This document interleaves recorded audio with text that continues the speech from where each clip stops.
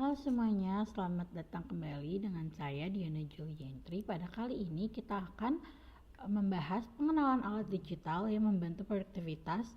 Yang saya ambil adalah Microsoft Teams. Dalam dunia kerja modern, komunikasi dan kolaborasi adalah kunci keberhasilan dari sebuah tim. Microsoft Teams adalah salah satu aplikasi digital yang mempermudah proses ini, terutama dalam era kerja jarak jauh dan hybrid. Sebagai platform kolaborasi berbasis cloud, Microsoft Teams telah menjadi pilihan banyak perusahaan untuk meningkatkan produktivitas dan efisiensi kerja. Pada presentasi ini, kita akan membahas Microsoft Teams secara mendalam, mencakup sejarah, fitur, kelebihan, kelemahan, dan penggunaan praktisinya. Apa sih itu Microsoft Teams? Microsoft Teams itu adalah aplikasi kolaborasi berbasis cloud yang memungkinkan tim untuk bekerja bersama secara efektif, baik melalui obrolan, panggilan video, ataupun berbagi dokumen secara real time. Di mana dari nama aplikasi ini adalah Microsoft Teams. Tahun ditemukannya itu diperkenalkan pertama kali pada November 2016 sebagai bagian dari Microsoft 365. Lalu diprodusenkan oleh Microsoft Corporation, yaitu salah satu perusahaan teknologi terbesar di dunia yang berbasis di Redmond, Washington, Amerika Serikat. Lalu juga fungsi utamanya itu apa sih? Pertama itu dia menyediakan alat komunikasi, manajemen tugas, dan kolaborasi untuk tim dalam organisasi atau perusahaan. Siapa aja sih pengguna Microsoft Teams? Microsoft Teams itu dapat digunakan oleh pertama perusahaan, di mana digunakan oleh perusahaan kecil hingga besar untuk mendukung kolaborasi internal maupun eksternalnya. Lalu di pendidikan ada Intuisi Pendidikan menggunakan Microsoft Teams untuk pembelajaran jarak jauh dan komunikasi antara guru dan mahasiswa.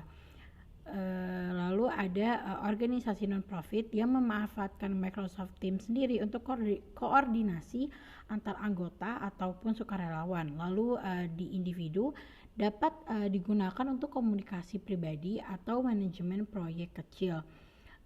Hingga saat ini Microsoft Teams memiliki kurang lebih dari 280 juta pengguna aktif bulanannya. Jumlah ini terus meningkat seiring dengan adopsinya kerja hybrid dan jarak jauh.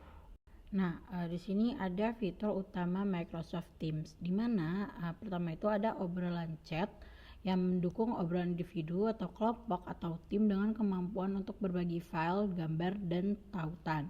Lalu kedua ada panggilan suara dan video. Dia tuh menyediakan panggilan video berkualitas tinggi cocok untuk rapat virtual atau konferensi virtual. Lalu yang ketiga ada berbagi dokumen. Karena ini integrasi dengan Microsoft 365 seperti Word, Excel, PowerPoint, dan lain sebagainya, memungkinkan pengeditan dokumen secara real time.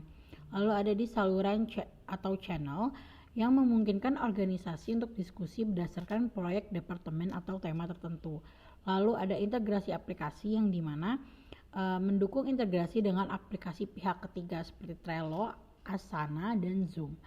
Lalu ada di keamanan tingkat tinggi, di mana menggunakan Microsoft Teams ini menggunakan standar keamanan Microsoft untuk melindungi data penggunanya. Lalu terakhir ada AI untuk efisiensi, di mana menggunakan teknologi AI seperti transkrip otomatis, latar belakang virtual, dan filter suara untuk meningkatkan pengalaman pengguna. Microsoft Teams juga menawarkan fitur keamanan dan privasi yang dirancang untuk melindungi data pengguna, seperti ada enkripsi data yang data-datanya harus dienkripsi dulu sebelum saat ditransit maupun disimpan. Lalu ada di kepatuhan itu harus memenuhi standar keamanan global seperti GDPR, HIPAA, dan ISO 27001. Lalu kontrol akses yang dimiliki admin 100% untuk mengontrol dan mengatur siapa saja yang dapat mengakses.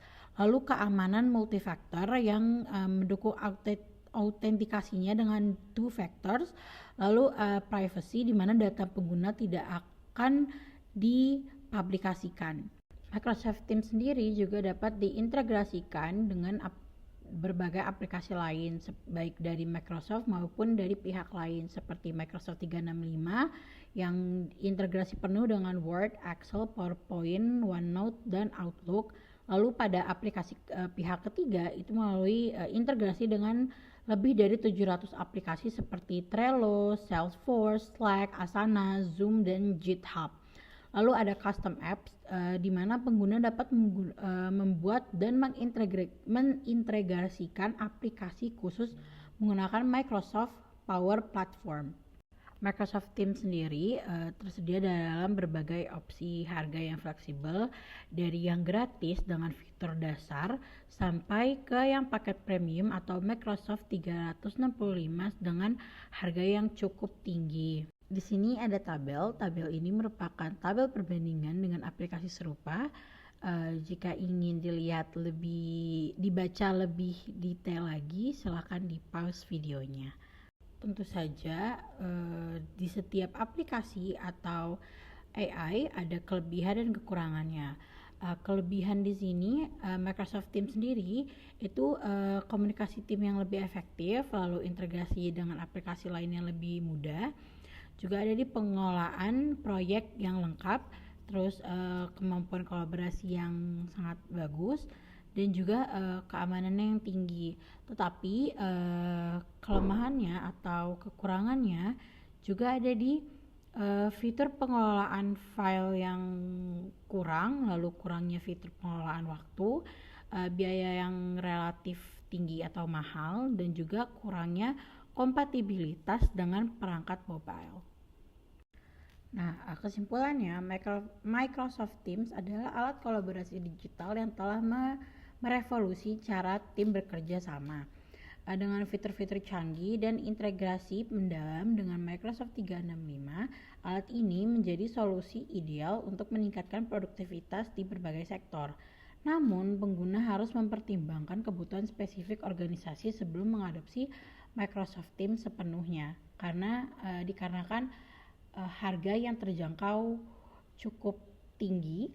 Lalu kolaborasi yang efektif itu bukan hanya tentang alat yang digunakan, tetapi bagaimana alat tersebut membantu tim kita bekerja dengan lebih baik. Baik, kurang lebihnya dicukupkan. Jika ada salah kata, mohon dimaafkan. Wassalamualaikum warahmatullahi wabarakatuh.